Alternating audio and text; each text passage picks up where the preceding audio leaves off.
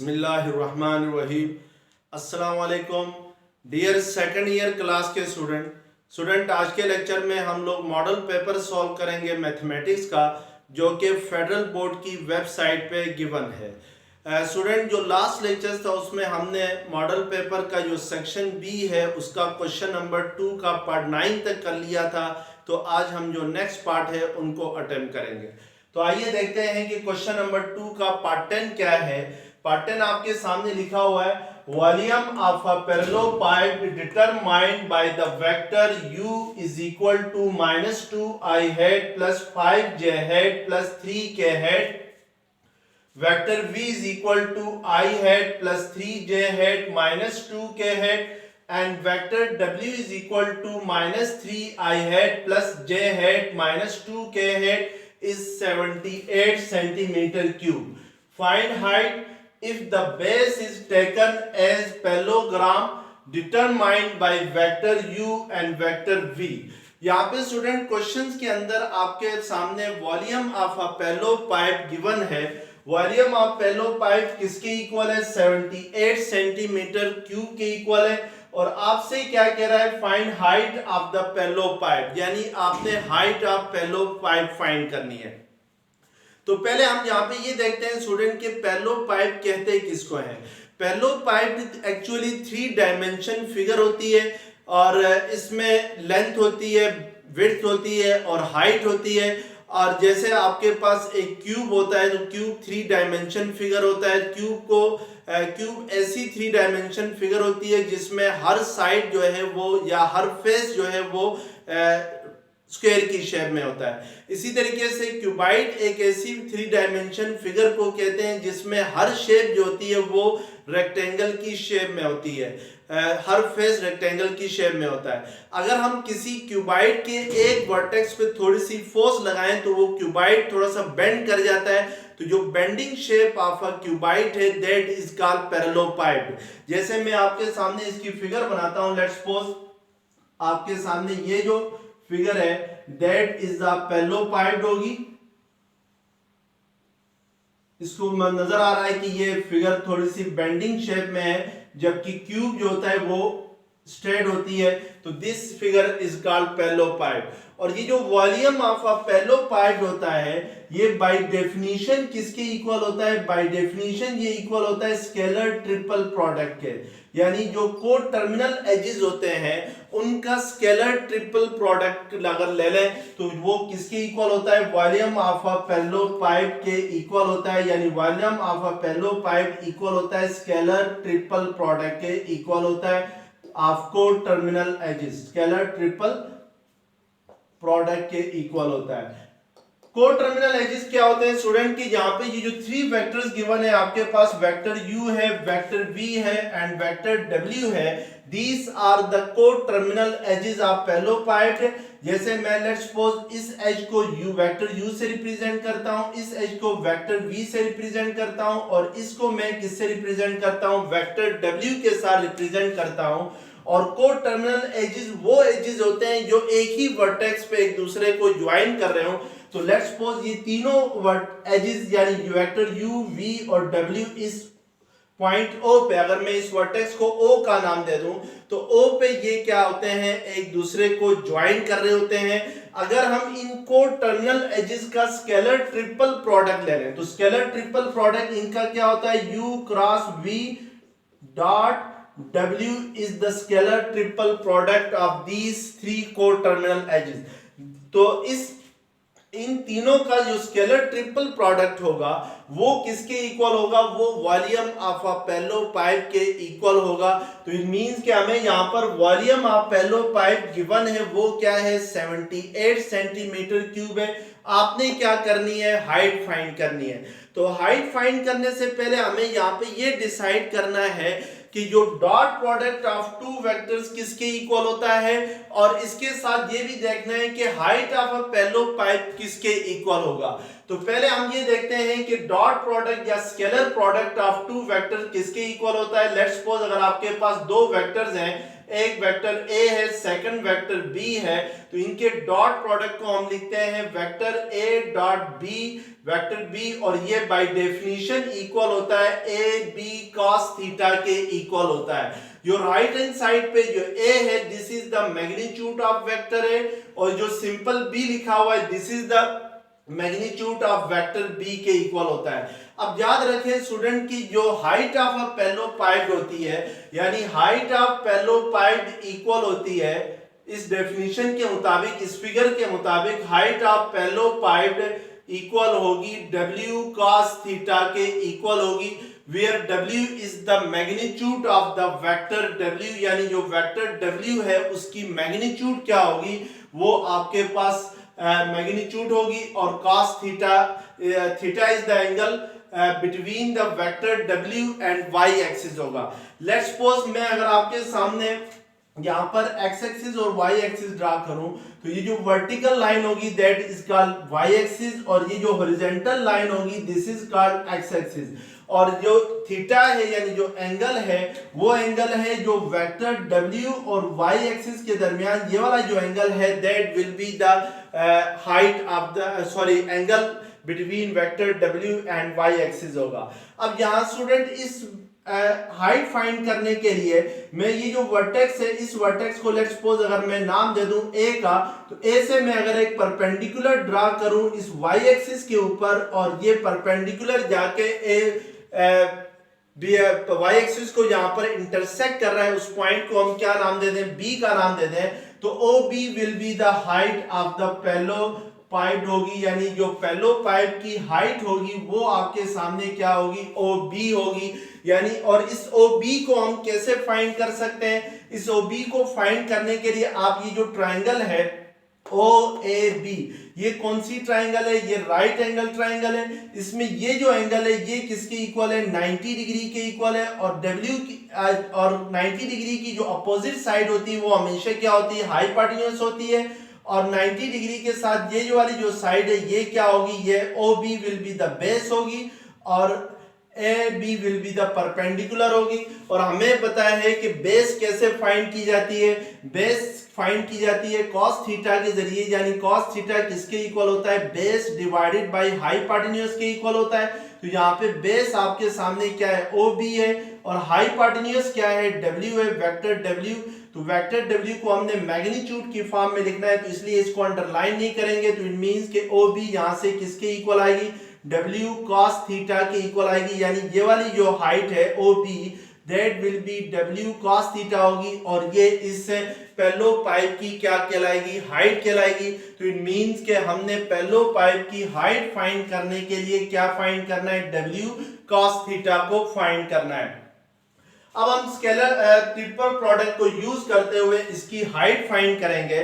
तो scalar triple product किसके equal होगा, इन तीनों का स्केलर ट्रिपल प्रोडक्ट इक्वल होगा, by definition scalar triple product equal होता है इन तीनों का हम लोग क्या लेते हैं, डिटरमिनेंट लेते हैं, लेकिन उसने यहाँ पर वॉल्यूम गिवन है, यानी वॉल्यूम ऑफ अ पैरेललोपाइड आपके पास गिवन है, वो क्या है 78 सेंटीमीटर क्यूब है, और हमें पता है कि जो स्केलर ट्रिपल प्रोडक्ट है वो इक्वल होता है वॉल्यूम ऑफ अ पैरेललोपाइड के इक्वल होता है, तो वो हमारे पास क्या है 78 है। तो इट मींस कि scalar triple product of these three vector will be equal to 78 के इक्वल आएगा। अब by definition of dot product जैसे A डॉट B किसके इक्वल होता है, AB cos थीटा के इक्वल होता है, सेम उसी तरीके से हम जो U क्रॉस V है इसको हम एक वेक्टर अगर माने तो ये U cross V dot W किसके इक्वल होगा, magnitude of U cross V into magnitude of W is equal to क्या आएगा, sorry into cos theta is equal to क्या आएगा 78। तो यहाँ पर आपके पास W cos थीटा जो है वो हाइट ऑफ द पैरेललोपाइड है, तो इट मींस के पहले हमें यहाँ पे क्या फाइंड करना होगा कि U क्रॉस V की मैग्नीट्यूड फाइंड करनी होगी। तो आइए देखते हैं कि U क्रॉस V की मैग्नीट्यूड किसके इक्वल आएगी, और वो इसमें पुट करेंगे U क्रॉस V की मैग्नीट्यूड, तो हमारे पास हाइट ऑफ पैरेललोपाइड आ जाएगी। तो U क्रॉस V की मैग्नीट्यूड फाइंड करने से पहले हम U क्रॉस V फाइंड करेंगे। तो U cross V by definition किसके इक्वल होता है, determinant of I head J head K head अब सेकंड रो में आपने वेक्टर u के क्या लिखने, कोफिशिएंट लिखने हैं। तो i हेड का कोफिशिएंट क्या है, -2 है, तो यहाँ पे -2 लिखेंगे। j हेड का कोफिशिएंट क्या है, 5 है, और k का कोफिशिएंट क्या है वेक्टर u में 3 है। इसी तरीके से वेक्टर v में i का कोफिशिएंट 1 है और j का कोफिशिएंट 3 है और वेक्टर k का कोफिशिएंट क्या है, -2 है। तो अब अगर हम इनका डिटरमिनेंट लेते हैं तो that will be the u cross v होगा। तो u क्रॉस v किसके इक्वल आएगा आपके पास, इनका डिटरमिनेंट लेने से एक्सपेंड करेंगे इसको फ्रॉम रो 1। तो रो 1 की फर्स्ट एंट्री क्या है, आई हेड है। आई हेड लिखेंगे, जिस रो में आई हेड है और जिस कॉलम में आई हेड है इनको डिलीट करना है और 5 को -2 से मल्टीप्लाई करेंगे तो 5 इंटू -2 -10 -3 3 जर क्या होगा 9। इसी तरीके से सेकंड एंट्री के साथ कौन सा साइन आता है, माइनस का साइन आता है, तो ये -j हो जाएगा। j जिस कॉलम में है, जिस रो में है उसको डिलीट कर देना है। तो j फर्स्ट रो में है और सेकंड कॉलम में, तो इस रो और इस कॉलम को डिलीट कर देंगे। -2 को -2 के साथ मल्टीप्लाई करेंगे तो 2 2 जर 4। इसी तरीके से इस 3 को इस 1 के साथ मल्टीप्लाई करेंगे, 3 1 जर 3 प्लस k हेड इनटू, अब k जिस कॉलम में जिस रो में है उसको डिलीट करेंगे तो फर्स्ट रो और थर्ड कॉलम डिलीट हो जाएंगे। तो -6 यानी 2 3 जर क्या आता है 6 माइनस 5 1 जर क्या आएगा 5।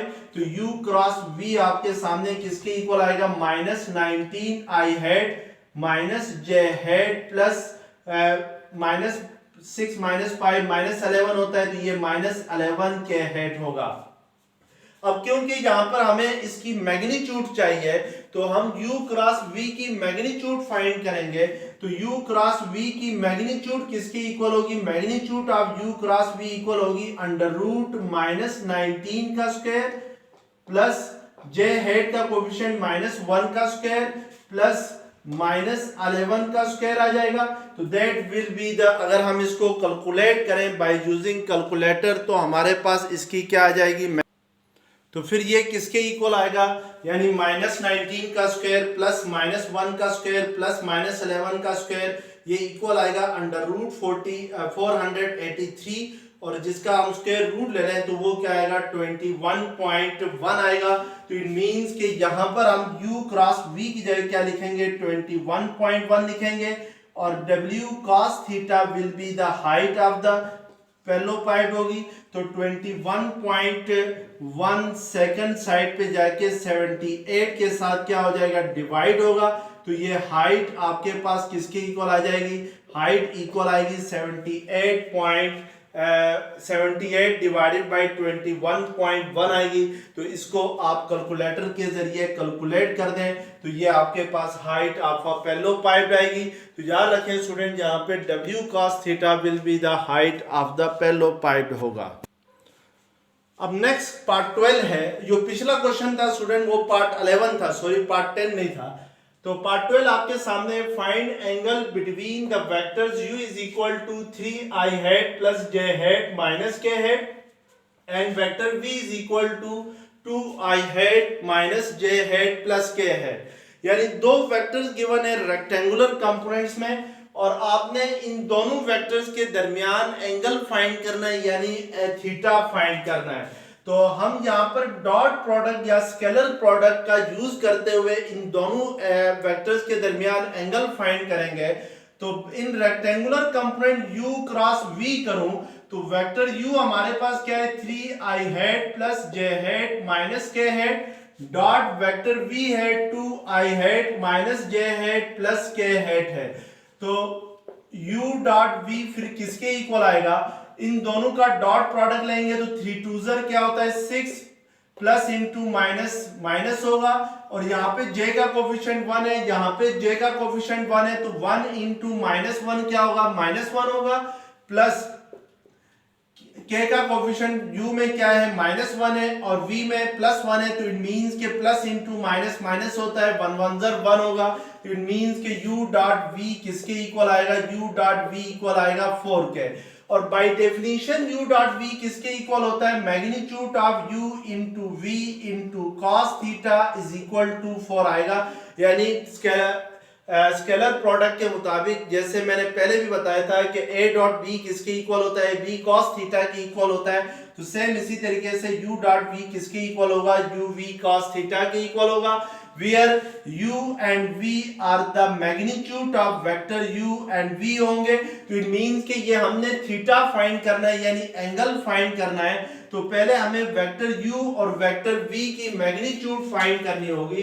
तो वेक्टर u हमारे पास है 3i hat plus j minus k hat है, तो इसकी मैग्नीट्यूड क्या होगी, इसकी मैग्नीट्यूड आपके सामने होगी अंडर रूट 3 का स्क्वायर प्लस 1 का स्क्वायर प्लस माइनस 1 का स्क्वायर, तो ये 3 का स्क्वायर 9, 1 प्लस 1, तो दैट विल बी 11 होगी। इसी तरीके से वेक्टर v की मैग्नीट्यूड अगर हम लिखें तो ये है आपके पास 2i hat minus j plus k hat है, तो इट मींस कि इसकी मैग्नीट्यूड अगर फाइंड करें तो मैग्नीट्यूड होगी 2 का स्क्वायर प्लस 1 का स्क्वायर माइनस 1 का स्क्वायर प्लस 1 ही होता है, तो जब हम इसको लिख लेते हैं और 1 का स्क्वायर तो 2 का स्क्वायर 5 प्लस 4 प्लस 1 तो that will be under root 6 होगी।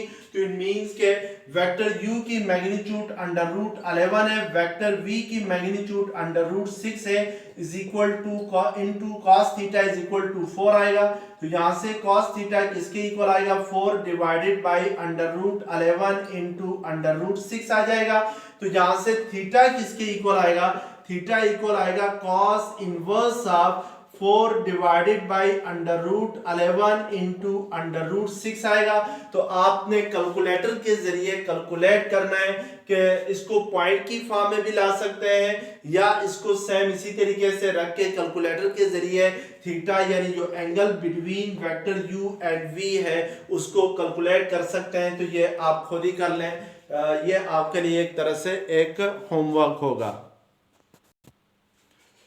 अब पार्ट 12 का सेकंड पार्ट है find the work done by the force F is equal to I hat minus 2J hat plus 3K hat in moving an object along the line from the origin to the point 2, -1 and 4।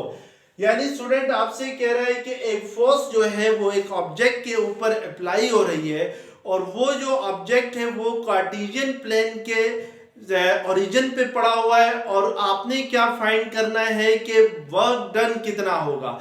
यानी let's suppose मेरे पास ये 3 dimension में Cartesian plane given है, let's suppose this is x axis, ये Y axis है and ये Z axis है। मैं इस पॉइंट को लेट्स सपोज 2 का नाम देता हूं, इस पॉइंट को मैं -1 का नाम देता हूं, इस पॉइंट को मैं 4 का नाम देता हूं। तो लेट्स सपोज क्योंकि यहाँ पर ये जो ऑब्जेक्ट मूव कर रहा है from origin to this point, यानी इसका मतलब है कि ये जो पॉइंट गिवन है ये 3 डायमेंशन में है, इसका x कोऑर्डिनेट 2 है, y कोऑर्डिनेट -1 है और z कोऑर्डिनेट क्या है 4 है। तो इसको हम प्लेन के ऊपर ड्राइव नहीं कर सकते हैं। तो मैं लेट्स सपोज इस पॉइंट को फर्ज करें, इस पॉइंट को मैं क्या कहता हूं, इस पॉइंट को मैं कहता हूं ये पॉइंट, इसके कोऑर्डिनेट जो है वो -2 और 4 है। लेट्स सपोज आपके पास एक फोर्स अप्लाई हो रही है ऑब्जेक्ट के ऊपर और वो ऑब्जेक्ट जो है वो इधर ओरिजिन पे है और आपने ये फाइंड करना है कि ये जो फोर्स जब ऑब्जेक्ट के ऊपर अप्लाई होगी तो इस ऑब्जेक्ट को इस ओरिजिन से इस पॉइंट P तक मूव कराने के लिए जो वर्क डन है वो कितना हुआ होगा। तो हमें पता है स्टूडेंट कि हमने यूनिट 7 के अंदर पढ़ा है कि जो स्केलर प्रोडक्ट है या जो डॉट प्रोडक्ट है उसकी ज्योमेट्रिकल एप्लीकेशन ये है कि वो क्या करता है, उसकी एप्लीकेशन है, जस्ट एप्लीकेशन है कि वो वर्क डन को फाइंड करता है। यानी वर्क डन किसके इक्वल होता है, वर्क डन इक्वल होता है F डॉट D के इक्वल होता है, where F is the force applied and D is the distance or displacement covered by the object in the direction of the force। यानी D वो distance है, वो आपके पास डिस्प्लेसमेंट है जो कि फोर्स की डायरेक्शन में ऑब्जेक्ट कवर करता है। तो इट मींस कि हमें ओरिजिन से लेकर इस पॉइंट P तक क्या फाइंड करना होगा, इस वेक्टर को फाइंड करना होगा, यानी हमें OP को फाइंड करना होगा। तो OP किसके इक्वल होगा, तो OP ही किसके इक्वल होगा, वो D के इक्वल होगा। और ओ जो है वो ओरिजिन ऑफ कार्टेशियन प्लेन है। तो ओरिजिन पे हमें पता है कि एक्स कोऑर्डिनेट भी जीरो होता है, वाई कोऑर्डिनेट भी जीरो होता है और जेड कोऑर्डिनेट भी जीरो होता है। तो इट मींस पॉइंट पी के कोऑर्डिनेट्स हमारे पास गिवन है और पॉइंट ओ के कोऑर्डिनेट्स भी गिवन है। तो पहले हमें वर्क डन फाइंड करने से पहले हमें वेक्टर डी फाइंड करना होगा। तो वेक्टर डी किसके इक्वल होगा, इधर पॉइंट पी का एक्स कोऑर्डिनेट 2 है और ओ का एक्स कोऑर्डिनेट 0 है, तो ये 2 माइनस 0 आई हैट होगा, प्लस पॉइंट पी का y कोऑर्डिनेट -1 है और इधर क्या है ओरिजिन पे 0 है, तो ये -1 माइनस 0 j हैट होगा। फिर इसी तरीके से z कोऑर्डिनेट पॉइंट p का 4 है और ओरिजिन पे 0 है, तो 4 माइनस 0 के हैट होगा। तो इट मींस के d किसके इक्वल आएगा, 2i hat minus j hat plus 4 के हैट आएगा। तो अब हम इजीली वर्क डन फाइंड कर सकते हैं क्योंकि हमें फोर्स गिवन है और डिस्प्लेसमेंट अभी हमने फाइंड कर लिया है। तो बाय डेफिनेशन वर्क डन किसके इक्वल होता है, f डॉट d के इक्वल होता है। तो f हमारे पास क्या है, i minus 2j plus 3k है और d क्या आ गया है, डिस्प्लेसमेंट आ गया है 2i minus j plus 4k आ गया। तो इन दोनों का डॉट प्रोडक्ट ले लें, तो जो डॉट प्रोडक्ट आएगा वही वर्क डन होगा from origin to the point P by the force F होगा। तो इन दोनों का डॉट प्रोडक्ट अगर हम लेते हैं तो I का कोफिशिएंट 1 है, इस सेकंड वेक्टर में I का कोफिशिएंट 2 है, तो 1 2 ज़ 2 माइनस 2 इंटू माइनस 1 प्लस 2 होगा। इसी तरीके से 3 4 ज़र क्या होगा 12। तो वर्क डन किसके इक्वल आएगा, आपके सामने ये इक्वल आएगा 12 प्लस 2 14, 14 प्लस 2 16, तो 16 जॉल वर्क आएगा। जॉल is the unit of the work होती है, तो इसलिए हमने यहाँ पर J लिखा है जिसको हम J से रिप्रेजेंट करते हैं।